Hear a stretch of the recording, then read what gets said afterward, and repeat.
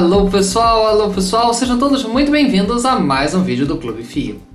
Hoje a gente vai conversar sobre o Fundo Industrial do Brasil, Código de Negociação FIIB, F-I-I-B 11.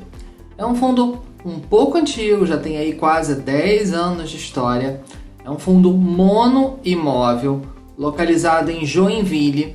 É um grande complexo logístico.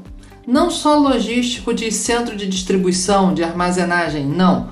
Vários galpões têm sim processos industriais, que normalmente traz um pouco mais de certeza de que o inquilino vai querer renovar e permanecer.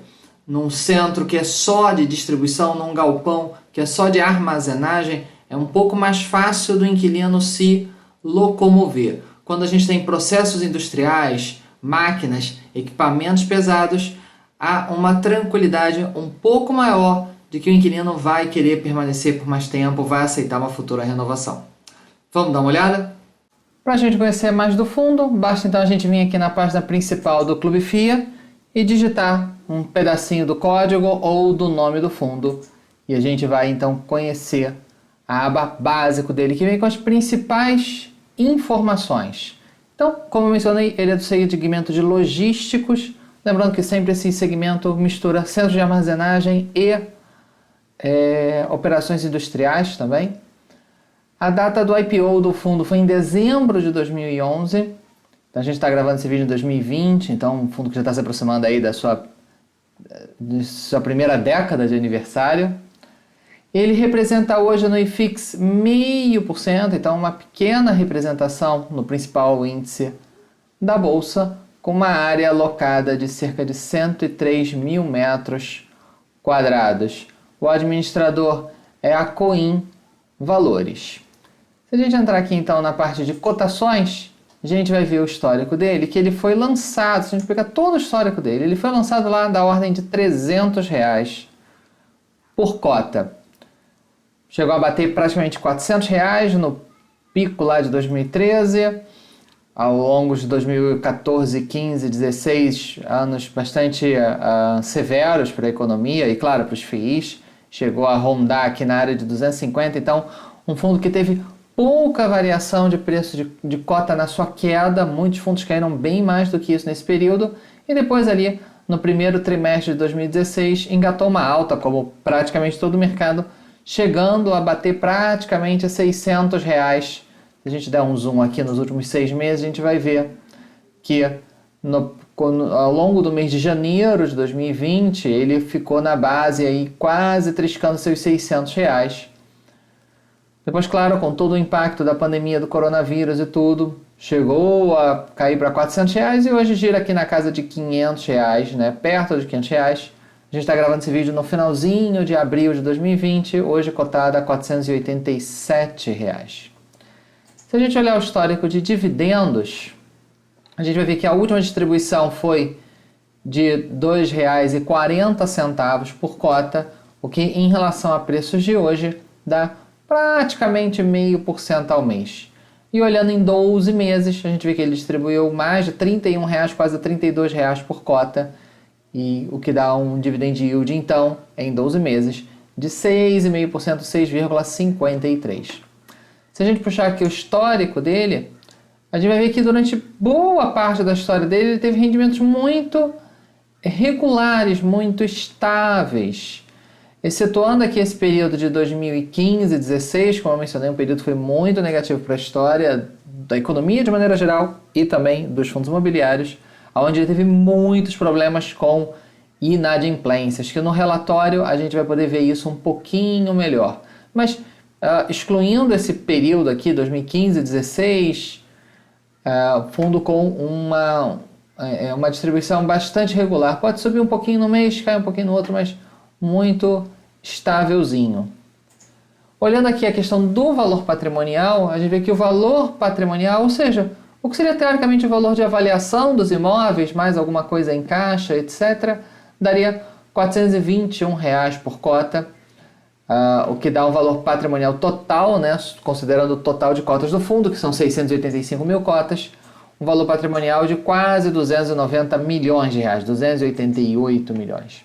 E hoje o valor de mercado está em 333 milhões, que nada mais é do que o valor da cota, nesse momento em que a gente grava, de 487, multiplicado pelo valor de cotas.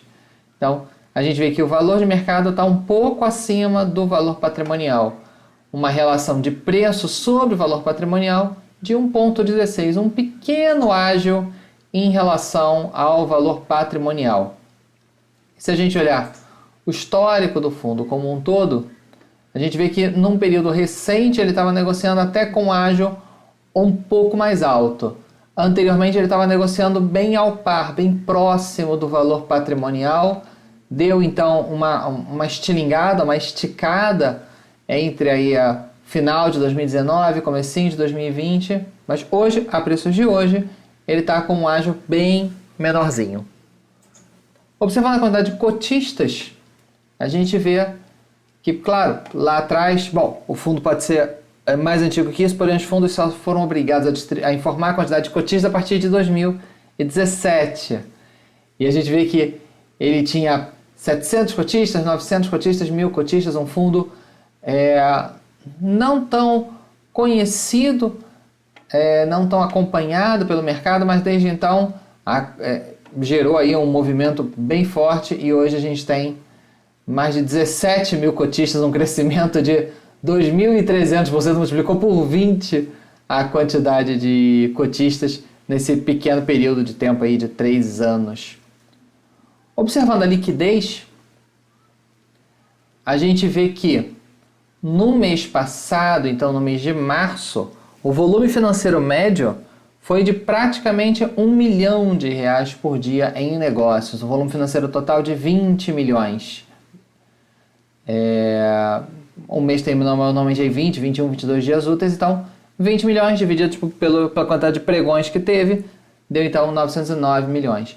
Esse mês de abril ainda não concluiu, porém a gente está gravando esse vídeo bem no finzinho de abril, então a gente vê que o volume financeiro reduziu muito, onde a gente está com uma média de R$355 mil, ou seja, praticamente um terço da média do mês passado.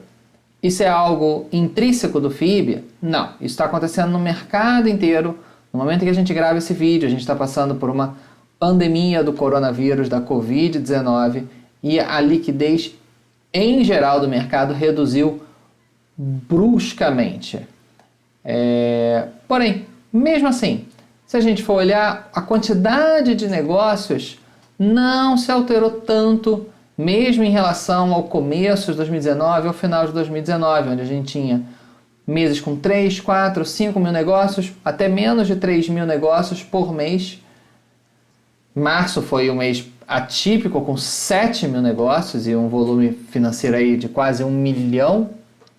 Mas mês de abril, ainda não concluído, com pouco menos de 3 mil negociações, então deve terminar o mês aí com 3.000, 3.500 negociações. Então, em volume de negócios, a gente não vê uma mudança muito significativa nos números, apenas no volume financeiro. Eu sempre tenho a preferência em olhar a quantidade de negociações do que o volume financeiro. Bom, dito isso, a gente pode então dar uma olhada nos comunicados e dar uma olhada no último relatório gerencial do fundo. O relatório é sempre uma ferramenta muito boa da gente entender o que o fundo está fazendo ou não está. E aqui já cabe uma explicação rápida. O complexo logístico como um todo é bem maior. E parte dele é possuído pelo FIIB, pelo fundo que a gente está estudando, e parte por um outro fundo, que é o chamado fundo Andrômeda, que é um fundo que não é listado em bolsa. Tá? É um fundo que a gente, como investidor, não tem acesso. Na verdade, ele até explica aqui a história, que antigamente só existia o Andrômeda. E aí houve uma cisão, ou seja, houve uma divisão, um desmembramento. E então, em 2011, foi criado o FIIB, através de um particionamento do Andrômeda. Então, eles estão localizados no chamado Perini Business Park, localizado em Joinville, onde são blocos, né, onde são galpões de estrutura pré-fabricada, que tem toda uma explicação técnica para quem é de engenharia, quem entende um pouquinho mais. Então, o fundo em si tem aí 103 mil metros de área locável do complexo como um todo. Aqui o relatório, claro, é natural que esteja se debruçando sobre o momento atual da Covid-19, mas eu quero pensar numa questão menos pontual e sim um pouco mais de longo prazo, um pouco mais observando o passado e tentando projetar alguma coisa para o futuro. Ele sempre no relatório ele divulga alguma locação que foi feita ou alguma desocupação que foi feita. Sempre aqui a explicação da vacância, como é que ela está composta. Hoje a vacância é de 3,84%, uma vacância bastante baixa. Ele já teve períodos bem mais severos. Aqui está o cronograma de vencimentos de contrato, então a gente vê que não tem nenhum ano com um vencimento muito severo. A gente tem aí, de 11 a 25% dos contratos vencendo a cada ano, então isso dá tempo da gestora ir negociando contrato a contrato, mesmo que algum ocupante, algum inquilino queira eventualmente sair por algum motivo, não vai ser um movimento muito rápido, muito brusco, que dá tempo da gestão ir trabalhando e conseguindo novos locatários. O fundo ele tem então 37% da sua ocupação vinda do setor metalúrgico e mais 13% do metal mecânico, que são áreas próximas, né? Então a gente pode botar aí 50% vindo dessa área de metalúrgico e metal mecânico e outros segmentos compondo o restante da renda do fundo. Ele sempre traz detalhes muito completos, muito bem explicados sobre as inadimplências. Então a gente vê qual era o saldo inadimplido no momento anterior, né, no mês anterior, quanto se gerou de nova inadimplência, quanto houve de regularização e qual o saldo inadimplido. Então, nesse mês aqui, por exemplo, a gente observa que houve um aumento da inadimplência. Também, processos que estão em cobrança judicial, vem aqui o detalhe. E empresas que estão em recuperação judicial, que no caso é a Wetzel, que é um processo de inadimplência aí muito longo, hoje já bem saneado. Já a Wetzel vem pagando o que foi combinado, mas foi um dos principais motivos daquela queda da distribuição de rendimentos lá em 2015, 2016, até que em 2017 foi homologado o plano de recuperação e a gente vê que, por exemplo, nesse mês ela pagou tranquilamente, pagou toda a atualização monetária e ainda abateu alguma parte da dívida. Aqui tem todo o cronograma, em quanto tempo vai zerar isso. Então isso vem sendo pago em normalidade, né? essa negociação. Aqui vem a explicação da última distribuição, que foi de R$ 2,40. Ele mostra o histórico, só lembrando, parece que R$ 2,40 foi tão menor, mas cuidado com a escala, como a escala aqui vai de 2,20 a 2,80, na verdade a diferença não foi tão severa assim. A gente vê aqui uma média de 2,67, 2,60, 2,70, aumentou um pouquinho para 2,80 e caiu para 2,40. Não é uma queda tão grande quanto o gráfico pode fazer parecer. Aqui ele vem com algumas explicações sobre rentabilidade, sobre patrimônio líquido, e vem também toda a descrição das receitas e despesas do mês, então dá para comparar mês a mês alguma coisa que aumentou ou que diminuiu. Obras que já estão contratadas ou não, muitas vezes são obras para a modernização de um galpão, ou às vezes alguma questão que foi negociada com um inquilino para alongar um contrato, e aí o fundo vai fazendo essas reformas, e aqui a gente pode ir acompanhando esse andamento. E o fundo também no relatório é bastante completo, explicando todos os processos na justiça em que o fundo está envolvido, a grande maioria dele é de cobrança de valores em atraso. Então, valores onde o fundo não tem nada a perder, a não ser a recuperação, né? A única coisa que o principal desfecho esperado é a recuperação parcial ou total dos valores. Até com detalhamento, por exemplo, de veículos que foram penhorados.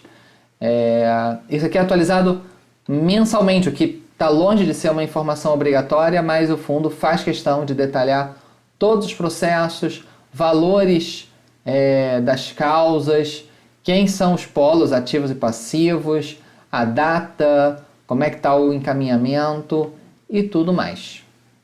Então, pessoal, gostaram de conhecer um pouquinho mais sobre esse fundo? É importante lembrar que pode parecer que ele teve muitos problemas, mas também é um fundo que já tem uma existência um pouquinho grande, está indo aí para seus 9, 10 anos. Pegou momentos bons da economia, pegou momentos ruins, porém ele ainda continua existindo, ele segue a sua vida normal.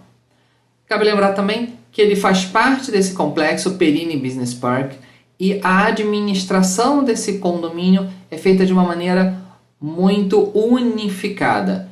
Então, não há algum tipo de concorrência entre o FIIB e o Andrômeda ou algum tipo de desavença. As operações são muito coordenadas, muito organizadas. Então, a operação em si tem toda a administração do condomínio que gere tudo como uma única unidade. E apenas os aluguéis é que são pagos para o Andrômeda, se o imóvel é do Andrômeda, ou pago para o FIIB, caso o imóvel seja efetivamente do FIIB. Tá bom, pessoal? Espero que vocês tenham gostado. Um forte abraço e até a próxima. Tchau, tchau!